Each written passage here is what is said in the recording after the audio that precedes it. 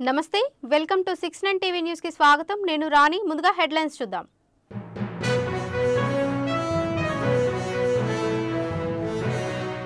Osmania ఆసుపత్రిపై CM Revanth Reddy సమీక్ష రహదారుల నిర్మాణం కోసం తక్షణమే సర్వే ప్రారంభించాలని అధికారులకు ఆదేశాలు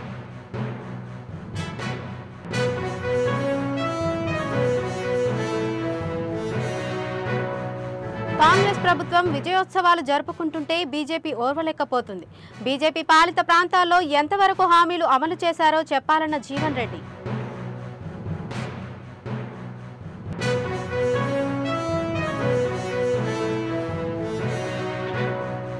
విద్యార్థులే రేపటి భవిష్యత్తు మార్గనిర్దేశకులు రాష్ట్రాన్ని మాదక ద్రవ్య రహితం చేస్తామన్న ఏపీ హోంమంత్రి వంగలపూడి అనిత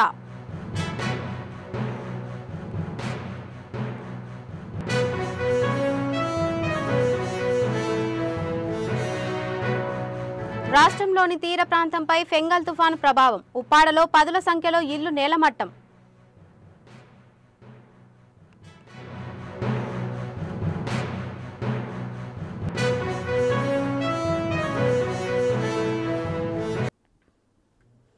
గోషామహల్ స్టేడియంలో నిర్మించబోయే ఉస్మానియా ఆసుపత్రిపై సీఎం రేవంత్ రెడ్డి సమీక్ష నిర్వహించారు ఆసుపత్రి రహదారులపై పలు సూచనలు చేశారు రహదారుల నిర్మాణం కోసం తక్షణమే సర్వే ప్రారంభించాలని ఆదేశాలు జారీ చేశారు ఆసుపత్రికి కావాల్సిన మౌలిక సదుపాయాలు తాగునీరు విద్యుత్ డ్రైనేజీ కోసం సమగ్ర ప్రణాళికలు సిద్ధం చేయాలని సీఎం సూచించారు అన్ని శాఖలతో సమన్వయం కోసం నోడల్ ఆఫీసర్గా సీనియర్ ఐఏఎస్ అధికారి దాన కిషోర్ను నియమించారు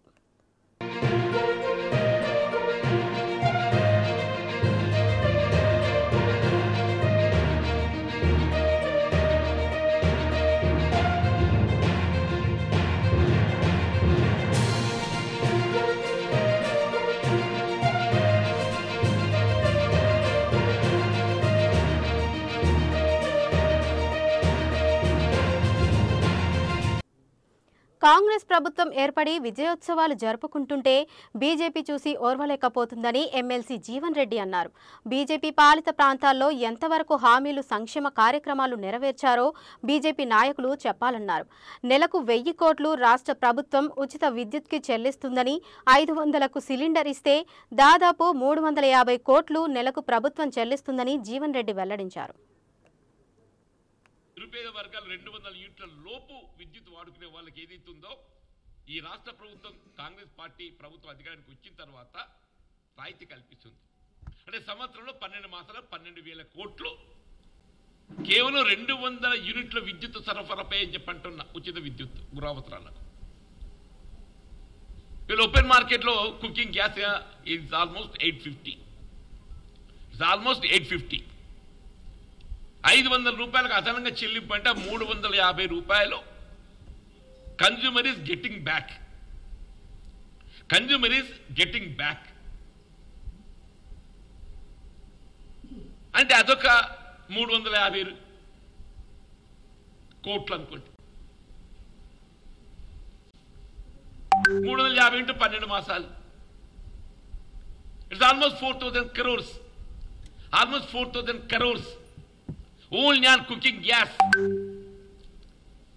ఉచిత రవాణా నిన్నే పొన్నం ప్రభాకర్ గారు చెప్తున్నారు 110 కోట్ల ఫ్రీ టికెట్లు జారీ చేయబడ్డాయి 110 కోట్లు 110 కోట్లు అంటే ఒక్కొక్క టికెట్ 20 రూపాయలు మనం యావరేజ్ పెట్టుకుంటే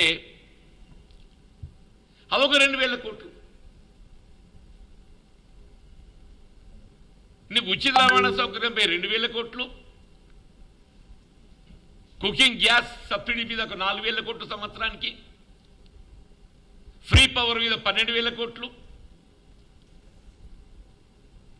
అంటే 12, 4, 16, 2, 18,000 కోట్లు అంటే వీళ్ళ సంవత్సరానికి ఆల్మోస్ట్ 20,000 కోట్ల రాయితీ కల్పింప చేయబడే విధంగా కాంగ్రెస్ పార్టీ అధికారానికి వచ్చిన తర్వాత కార్యక్రమాలు అమలు చేపట్టింది హానికరమైన మెఫోడ్రోన్ డ్రగ్ను తరలిస్తున్న వ్యక్తిని మేడ్చల్ పోలీసులతో కలిసి టీజీ న్యాబ్ పోలీసులు పట్టుకున్నారు. ఇందుకు సంబంధించిన వివరాలను డీసీపీ కోటిరెడ్డి వెల్లడించారు. పశ్చిమ గోదావరి జిల్లాకు చెందిన అల్లు సత్యనారాయణ కుత్బుల్లాపూర్ మండలం షాపూర్ నగర్లో నివాసముంటున్నాడు. సంగారెడ్డి జిల్లా ఐడీఏ బొల్లారంలో ఉన్న రుద్ర టెక్నాలజీలో పనిచేస్తున్నాడు. అతడు 7 ఏళ్ల నుంచి మెఫోడ్రోన్ ఎపిడ్రిన్ డ్రగ్ తయారు చేస్తున్నాడు. ఈ డ్రగ్ తయారీకి యాదగిరిగుట్టలో మూతపడిన యాదాద్రి లైఫ్ సైన్సెస్ కంపెనీ వినియోగించుకుంటున్నాడు. డ్రగ్ను తయారు చేసిన తర్వాత కంపెనీ యజమాని వాసుదేవచారి అతడి స్నేహితుడు ఆయన కృష్ణారెడ్డికి విక్రయిస్తున్నాడు. వారికి విక్రయించడంతో పాటు సత్యనారాయణ కూడా సొంతంగా మాదక ద్రవ్యాల వినియోగదారులకు ఈ డ్రగ్ను విక్రయిస్తున్నాడు. విశ్వసనీయ సమాచారం మేరకు సైబరాబాద్ టీజీ న్యాబ్ అధికారులు మేడ్చల్ పోలీసులతో కలిసి శుక్రవారం మేడ్చల్ పారిశ్రామిక వాడ వద్ద నిఘా పెట్టారు. మేడ్చల్ చెక్ పోస్టు మీదుగా మెఫోడ్రోన్ డ్రగ్ను తరలిస్తుండగా సత్యనారాయణను పట్టుకున్నారు. అతడి నుంచి కిలో మెఫోడ్రగ్ను స్వాధీనం చేసుకున్నారు. సత్యనారాయణను అదుపులోకి తీసుకుని విచారించగా కృష్ణారెడ్డి, వాసుదేవచారి, మహమ్మద్ ఇస్మాయిల్, మచ్చ భానుప్రసాద్, చీపిరి సునీల్, ఫైజాన్ అహ్మద్, వాసుదేవచారి మసూద్ డ్రగ్ తయారీ విక్రయంలో బాధ్యులుగా ఉన్నట్లు వెల్లడైంది. వారంతా పరారీలో ఉన్నారని, త్వరలో వారిని పట్టుకుంటామని డీసీపీ కోటిరెడ్డి తెలిపారు. స్వాధీనం చేసుకున్న డ్రగ్ 50 లక్షల వరకు ఉంటుందని చెప్పారు. ఈ మేరకు మేడ్చల్ పోలీసులు కేసు నమోదు చేసి దర్యాప్తు చేస్తున్నారు. అదుపులోకి తీసుకోవడం జరిగింది. అతన్ని విచారించి సెర్చ్ చేసాడు. అతని దగ్గర 1 kg మెఫాడ్రోన్ అనేటువంటి ఒక NDPS మెటీరియల్ని సీజ్ చేయడం జరిగింది. దీని కాస్ట్ సుమారుగా 40 నుంచి 50 లక్షల వరకు ఉంటుంది. అది ఇందులో అల్లు సత్యనారాయణతో పాటు మొత్తం 7 మెంబర్స్ని నేరస్తులో చూపించడం జరుగుతుంది. మిగతా ఇందులో ఆల్రెడీ ఒక 3 days బ్యాక్ వీళ్ళు యాదగిరిగుట్ట పోలీస్ స్టేషన్ బీబీ నగర్ దగ్గర అరెస్ట్ కావడం జరిగింది. ఇందులో మనం నేరస్తుల కింద అల్లు సత్యనారాయణతో పాటు కృష్ణారెడ్డి, మహమ్మద్ ఇస్మాయిల్, మచ్చ భానుప్రసాద్, చీపిరి సునీల్, ఫయాజ్ అహ్మద్, ముంబై, వాసుదేవచారి, మసూద్ ఈ యొక్క మొత్తం 8 మెంబర్స్ని ఇందులో ఈ యొక్క రాకెట్లో వీళ్ళు ఈ ఆపరేషన్ ఇన్వాల్వ్ అయినారు. ఇందులో కృష్ణారెడ్డి, చీపిరి సునీల్, ఫయాజ్ అహ్మద్, వాసుదేవచారి ఆల్రెడీ బీబీనగర్ పోలీసులు మన 3 days బ్యాక్ ఒక 100 kgs ఇదే మెటీరియల్ని సీజ్ చేయడం జరిగింది. అక్కడ ఈరోజు అంటే వాళ్ళు అక్కడ అరెస్ట్ అయినటువంటి దాంతో ఇతను వేరే సపరేట్గా అమ్ముకోవాలనే ఉద్దేశంతో ఈ మెటీరియల్ 1 kg తీసుకొని ఇతను ఇక్కడ అమ్మే ప్రయత్నం చేస్తున్నప్పుడు మనం టీజీ న్యాబ్కి మనకి వచ్చిన ఇన్ఫర్మేషన్ మీద ఇతను అదుపులో తీసుకోవడం జరిగింది. అయితే ఈ మెటీరియల్ ఏదైతే ఉందో మన ఎపిడ్రిన్ కానీ మెఫాడ్రిన్ కానీ ఇవి తర్వాత MDMAగా మారుతుంది. అది అదే వాళ్ళ తర్వాత దాన్ని వాటర్ మిక్స్ చేసుకొని తాగడం, ఇంజెక్ట్ చేసుకోవడము, తర్వాత ఇక్కడ చేతి మీద వేసుకొని దీన్ని స్మెల్ చేయడము ఇవన్నీ చేస్తుంటారు. ఇది ఆల్మోస్ట్ మనకి కొకైన్ ఆ టైప్లో ఇది పనిచేస్తుంటుంది. ఇది ఎక్కువ వీళ్ళు ఈ పరిసర ప్రాంతాలతో పాటు ముంబైకి కూడా వీళ్ళు సప్లై చేయడం, అక్కడ దీన్ని అమ్మే ప్రయత్నం చేస్తున్నారు. ఇతను ఈ అల్లు సత్యనారాయణ మేజర్గా మనకి ఇది యాదగిరిగుట్టలో ఉన్నటువంటి ఒక sick industry, Yadadri life sciences అనేటువంటి ఒక సిక్ ఇండస్ట్రీ. దాంట్లో వీళ్ళు ఆల్రెడీ ఇతనికి కొంత నాలెడ్జ్ ఉండటము, ఇతను గతంలో కొన్ని ఈ కెమికల్ కంపెనీలో పనిచేయడము, ఇప్పటికి కూడా ఇతను రుద్ర టెక్నాలజీ అనే ఒక కెమికల్ కంపెనీలో షిఫ్ట్ ఇన్ఛార్జ్గా పనిచేస్తున్నాడు. ఇతనికి ఈ ఐడియా బొల్లారంలో పనిచేస్తున్నాడు. ఇతనికి అంటే నాలెడ్జ్ ఉంది ఈ యొక్క ఏ ఫార్మాలు ఎంతవరకు కలపాలి, ఎంతవరకు తయారు చేయాలని దాన్ని చేసి దాన్ని సొసైటీలో ఇల్లీగల్గా దాన్ని అన్సోషల్ మేట్స్ కానీ ఇంకా ఈ స్టూడెంట్స్ కానీ మిగతా వాళ్ళకి ఒక బిజినెస్ చేసుకోవాలనే ఉద్దేశంతో సొసైటీకి హామ్ చేసే విధంగా తయారైంది. కాబట్టి టీజీ న్యాబ్ వాళ్ళు మరియు మన సైబరాబాద్ పోలీసు దీని మీద ఎఫెక్టివ్ పనిచేయడం. అందులో ఇప్పుడు డిసెంబర్ వస్తుందంటే కొద్దిగా వీటి మీద కొన్ని తెలంగాణ తొలి అమరుడు పోలీస్ కృష్ణయ్య 15వ వర్ధంతి సందర్భంగా ఓయూ ఆర్ట్స్ కళాశాల ఆవరణలో పోలీస్ కృష్ణయ్య చిత్రపటానికి పూలు వేసి నినాదాలు చేస్తూ ఓయూ విద్యార్థి నాయకులు ఘనంగా నివాళులు అర్పించారు. రాష్ట్ర ప్రభుత్వం కృష్ణయ్యను తెలంగాణ తొలి అమరుడుగా గుర్తించాలని వారు తెలిపారు. కామారెడ్డి జిల్లాకు కృష్ణయ్య పేరును పెట్టాలని, పాఠ్య పుస్తకాల్లో చేర్చాలని, అదేవిధంగా ట్యాంక్ బండ్పై కృష్ణయ్య విగ్రహాన్ని పెట్టి ప్రభుత్వం పోలీస్ కృష్ణయ్య వర్ధంతిని అధికారికంగా నిర్వహించాలని ఈ సందర్భంగా డిమాండ్ చేశారు.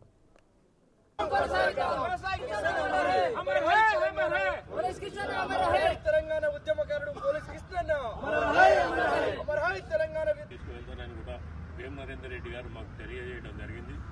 మేము కూడా మా సంఘం పక్షాన ఆ జిల్లాకు మరొకసారి కృష్ణయ్య గారి పేరు పెట్టాలని కోరుతూ మీ అందరి ఆకాంక్షకు అనుగుణంగా వచ్చే ఉద్యమ తొలి అమరుడు పోలీస్ కృష్ణన్న 15వ వర్ధంతి సందర్భంగా ఉస్మానియా ఆర్ట్స్ కాలేజ్ ప్రాంగణంలో ఆయనకు ఘనంగా నివాళులు అర్పించడం జరిగింది. తెలంగాణ కోసం దాదాపు 1200 మంది అమరులు ఆత్మ బలిదానం చేసుకుంటే కేసీఆర్ గారు అనేక సందర్భంలో ఏదైతే అమరుల త్యాగఫలం ద్వారా మేమందరం ఈ రోజు అధికారంలో ఉండమని చెప్పి 10 ఏళ్లు గడిచిన ఇట్లా కనీసం ఏ ఉద్యమకారుని ఇట్లా కనీసం న్యాయం చేయలేని సందర్భంలో ఇప్పుడిప్పుడే దాదాపు తన కుటుంబం మొత్తం అన్ని విధాలుగా అనుభవించి 1200 మంది అమరుల త్యాగాలను విస్తరించిన ఈ సందర్భంలో ఈ మన ప్రభుత్వంలో ప్రజాపాలనలో రేవంత్ రెడ్డి గారు ప్రభుత్వంలోకి వచ్చిన తర్వాత కాంగ్రెస్ పార్టీ ఇట్లా ఖచ్చితంగా ఈ రోజు ఏదైతే ఉద్యమకారుల పట్ల ఒక సానుభూతి వైఖరిని ప్రదర్శిస్తుంది కాబట్టి 1200 అమరుల కుటుంబాలను ఆదుకొని అదేవిధంగా ఏదైతే మా కమ్యూనిటీకి సంబంధించిన ఒక తెలంగాణ తొలి అమరుడు పోలీస్ కృష్ణన్న డిసెంబర్ 1ని ప్రభుత్వం ఇట్లా ఆలోచన చేయలే. గౌరవ ముఖ్యమంత్రి మీద పూర్తి విశ్వాసం ఉంది. ఎందుకంటే ఈ యొక్క తెలంగాణ రాష్ట్రంలో బీసీ కమ్యూనిటీలో అత్యధిక జనాభా ఉన్న ముదిరాజులను వాళ్ళ యొక్క బలం ఏందో ముఖ్యమంత్రి గారికి ప్రత్యక్షంగా తెలుసు కాబట్టి ఎందుకంటే ధర్మమైన న్యాయమైన మా యొక్క ఆకాంక్షను మా యొక్క కోరికను ఎందుకంటే ఒక వ్యక్తి మరణాన్ని ఏదైనా డిసెంబర్ 1న చనిపోయిన వ్యక్తి మొదటి అమరుడు, అదేవిధంగా డిసెంబర్ 3న చనిపోయిన శ్రీకాంతాచారి రెండో అమరుడు. ఎందుకంటే తొలి అమరుడు మా బిడ్డనే కాబట్టి మా ఆత్మ బలిదానాన్ని ఇట్లా ఈ సమాజం చాలా గొప్పగా ఆలోచన చేయాలని విజ్ఞప్తి చేస్తూ తక్షణమే ప్రభుత్వం ఇట్లా రేవంత్ అన్న మీద విశ్వాసం ఉంది, ఈ రాష్ట్ర ప్రభుత్వం మీద విశ్వాసం ఉంది. మా యొక్క పోలీస్ కృష్ణన్న అమరత్వాన్ని మొదటి అమరత్వంగా గుర్తింపు ఇవ్వాలని ఆ విశ్వాసం మాపై ఉంది, మీపై ఉంది. ఆ విధంగా ముందుకు పోయాలని గుర్తు చేస్తూ మీరందరూ ఏదంటే ఈ కార్యక్రమానికి విచ్చేసిన అందరికీ పేరు పేరున ప్రత్యేక ధన్యవాదాలు తెలియజేసుకుంటూ రాష్ట్ర ప్రభుత్వం మీద విశ్వాసం ఉంది. మేము ఖచ్చితంగా భవిష్యత్తులో రేవంత్ విద్యార్థులే రేపటి భవిష్యత్తు మార్గనిర్దేశకులని, అటువంటి విద్యార్థులు మాదక ద్రవ్యాలకు అలవాటు పడి జీవితాలు నాశనం చేసుకోవద్దని హోంమంత్రి వంగలపూడి అనిత అన్నారు. విజయనగరం నెల్లిమర్ల మిమ్స్ వైద్య కళాశాలలో సంకల్పం కార్యక్రమం నిర్వహించారు. మంత్రి మాట్లాడుతూ రాష్ట్రాన్ని మాదక ద్రవ్యరహితం చేయాలన్న ఉద్దేశంతో డీజీ పోలీసు అధికారి పర్యవేక్షణలో ప్రత్యేకంగా ఈగల్ పేరుతో ప్రత్యేకంగా విభాగాన్ని ప్రారంభించామన్నారు.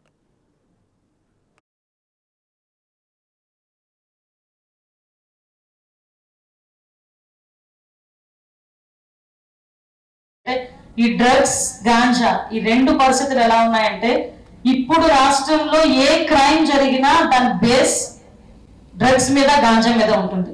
మాకు వచ్చే ఫోన్ కాల్స్, మాకు వచ్చే మెసేజెస్ కనుక మీరందరూ వింటే ఒక్క నిమిషం భయం వేస్తుంది.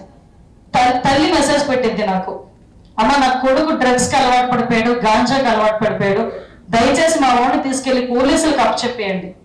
ఒక కన్న తల్లి కొడుకు అలా చేసాడని చెప్పి బయటకు వచ్చి ఇలా చెప్పగలుగుతుందంటే ఎంత బాధపడితే ఎంత ఆవేదన చెందితే తన కొడుకు భవిష్యత్తు పాడైపోతుంది, పోలీసుల చేతికి వెళ్తే ఏమైపోతుందో తెలియని పరిస్థితుల్లో కూడా ఒక తల్లి ఎంత బాధపడుతుందంటే ఈ సిచ్యువేషన్ ఏ లెవెల్లోకి వెళ్ళిందో మీరు ఆలోచించాలి.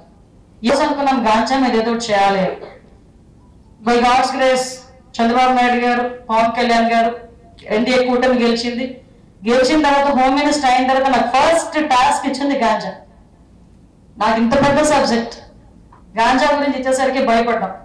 బట్ దాన్ని ఇప్పుడు ఒక కార్యరూపంలో తీసుకొచ్చి ఒక ఈగల్ అని చెప్పి దానికి ఒక పేరు పెట్టి సపరేట్ వింగ్ ఈ రోజు వరకు ఎవరు కూడా చేయలేదు. గాంజాకి సపరేట్ వింగ్ ఏర్పాటు చేశారు. ఈ మోటివేషన్ లో భాగంగానే ఈ ఈగల్ టీమ్స్ ని కూడా దానికి కూడా మీరే ఒక పేరు పెట్టాలేమో, మీరే ఒక సజెస్ట్ చేయాలేమో. మీ ప్రతి కాలేజ్ లోని కూడా ఒక ఈగల్ ఫోర్స్ ని పెట్టాలని చెప్పి ఈ రోజు గౌరవ ముఖ్యమంత్రి గారు ఆదేశాలు. ఈరోజు ఏదైనా కాలేజీలో చదువుకుంటే ఒకటి ఒకటి ఒకటి ర్యాంకులు కాకుండా, అర్థమైంది కదా,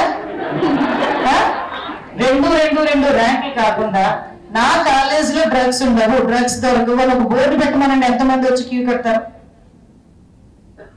డ్రగ్ ఫ్రీ కాలేజ్, దానికి సర్టిఫికేషన్ ఇవ్వాల్సింది కూడా మనం పోలీస్ డిపార్ట్మెంట్ గవర్నమెంట్ దగ్గర నుంచి ఒక సర్టిఫికేషన్ కనుక ఆ కాలేజ్కి వస్తే ఆ కాలేజ్ ప్రైడ్ పెరుగుతుంది, ఆ కాలేజీలో అడ్మిషన్స్ ఆటోమేటిక్ గా పెరుగుతాయి.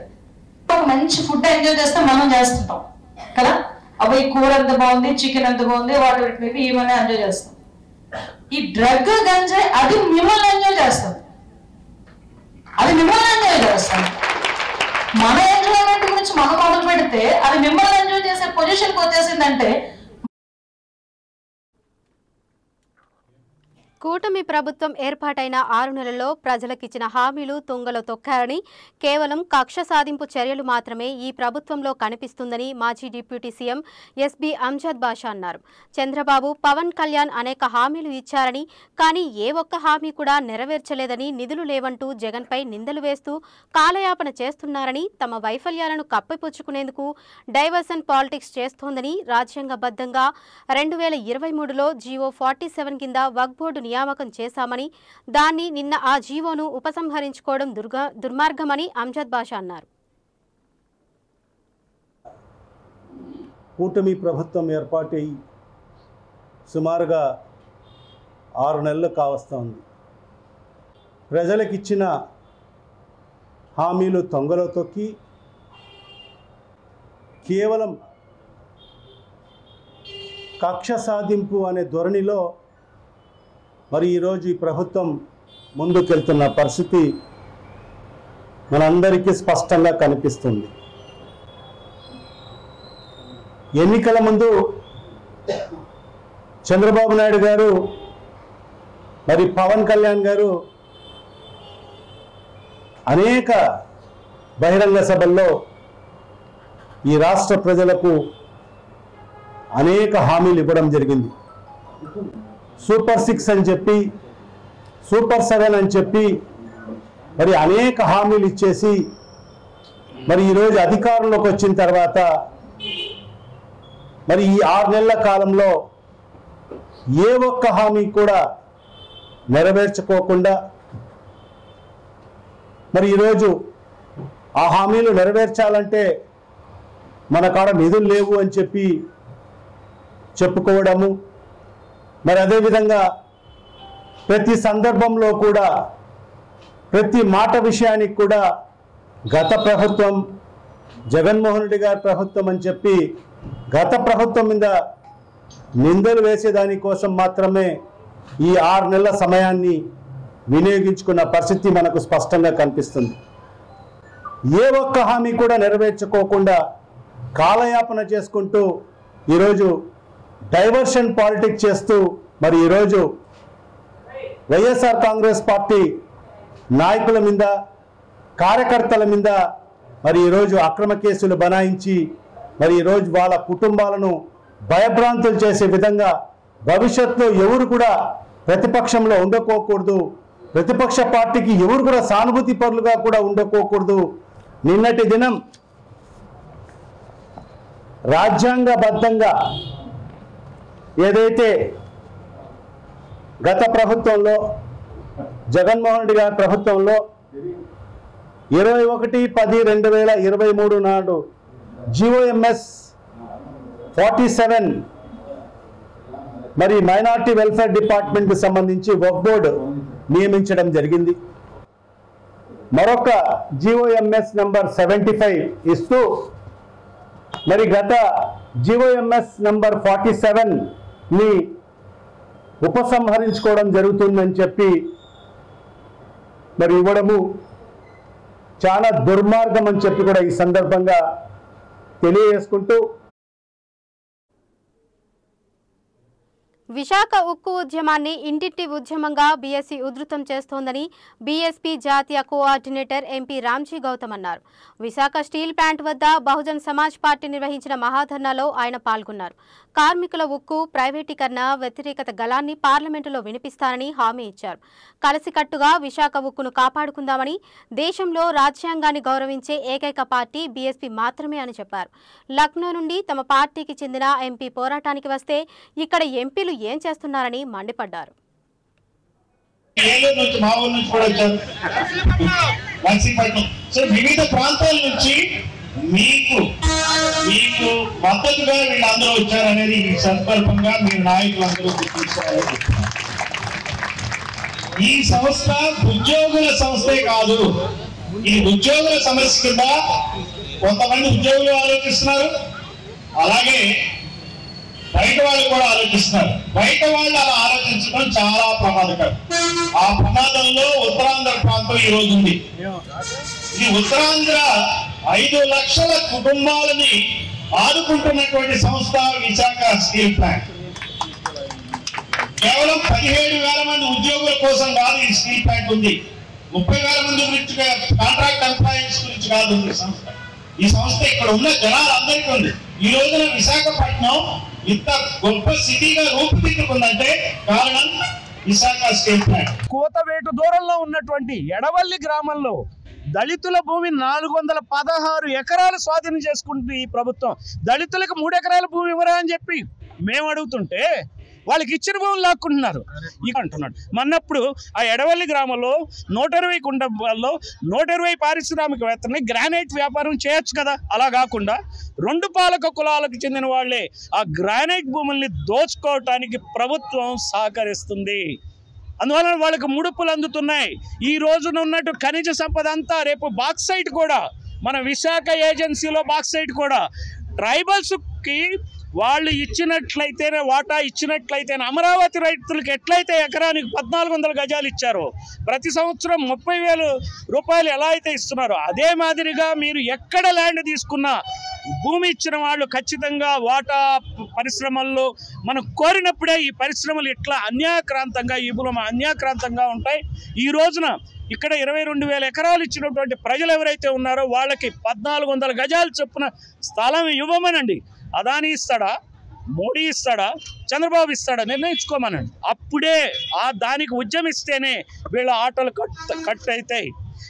ఇలాంటి పరిస్థితి కేరళ లాంటి రాష్ట్రంలో జరగదు. ఇలాంటి పరిస్థితి మాయావతి ఏలినటువంటి ఉత్తరప్రదేశ్లో జరగలే. అక్కడ దళితులకి ఆమె 3 ఎకరాల భూమి ఇచ్చింది. మొత్తం ఎంప్లాయ్మెంట్ అంతా పబ్లిక్ ఎంప్లాయ్మెంట్, పబ్లిక్ మన ప్రజల కోసం చేసింది. ఇక్కడంతా ప్రైవేట్ ఎంప్లాయ్మెంట్. రేపు పొద్దున మీకు తెలుసు, గంగవరం పోర్ట్లో లోకల్ ఉద్యోగస్తులను అందరినీ తీస్తారు, అందరూ బయట వాళ్ళే. రేపు పొద్దున స్టీల్ ప్లాంట్ వెళ్తే స్టీల్ ప్లాంట్లో అందరూ బయట వాళ్ళే ఉంటారు. ఇక్కడ ఎవరు వీళ్ళని ఒక్కళ్ళు కూడా ఎంటర్ కానీ ఎవరు. ఇక్కడ చీఫ్ మినిస్టర్ని కూడా బయట నిలబెడతారు ఈ గేటు పక్కనే. ఆల్రెడీ పవన్ కళ్యాణ్ అక్కడ కాకినాడ పోర్ట్లో బయట నిలబెట్టారు.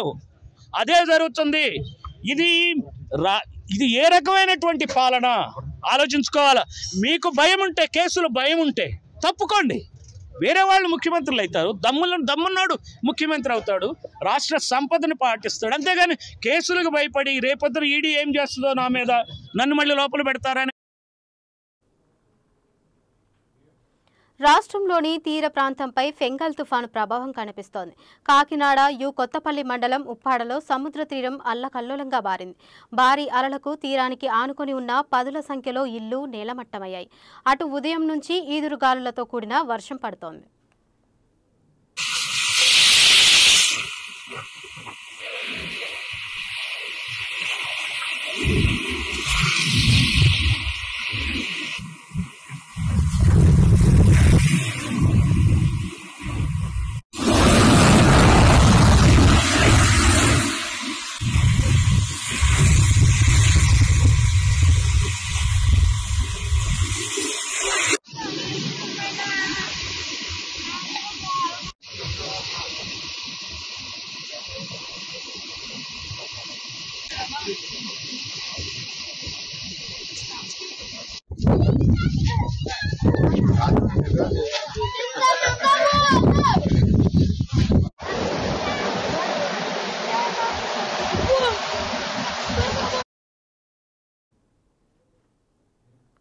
కోకోకోలా కంపెనీని సీఎం రేవంత్ రెడ్డి ప్రారంభిస్తున్నారు. లైవ్ లో చూద్దాం.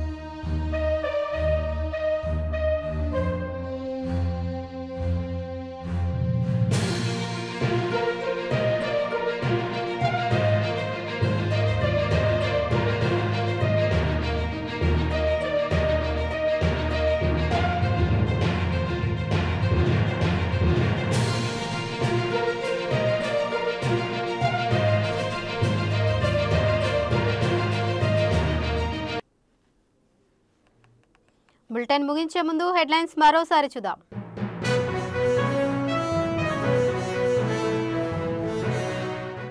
ఉస్మానియా ఆసుపత్రిపై సీఎం రేవంత్ రెడ్డి సమీక్ష. రహదారుల నిర్మాణం కోసం తక్షణమే సర్వే ప్రారంభించాలని అధికారులకు ఆదేశాలు.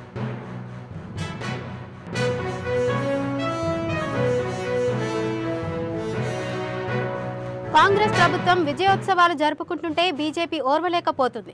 బీజేపీ పాలిత ప్రాంతాల్లో ఎంతవరకు హామీలు అమలు చేశారో చెప్పాలన్న జీవన్ రెడ్డి.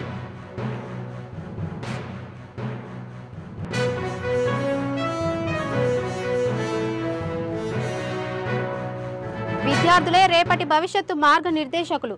రాష్ట్రాన్ని మాదక ద్రవ్యరహితం చేస్తామన్న ఏపీ హోంమంత్రి వంగలపూడి అనిత.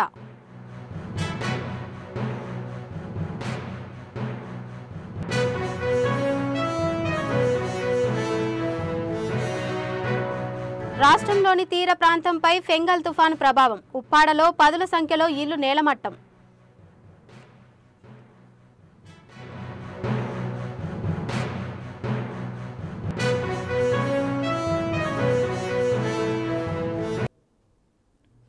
ఇవి ఇప్పటివరకు ఉన్న అప్డేట్స్. మరిన్ని అప్డేట్స్ కోసం చూస్తూనే ఉండండి 69 టీవీ న్యూస్.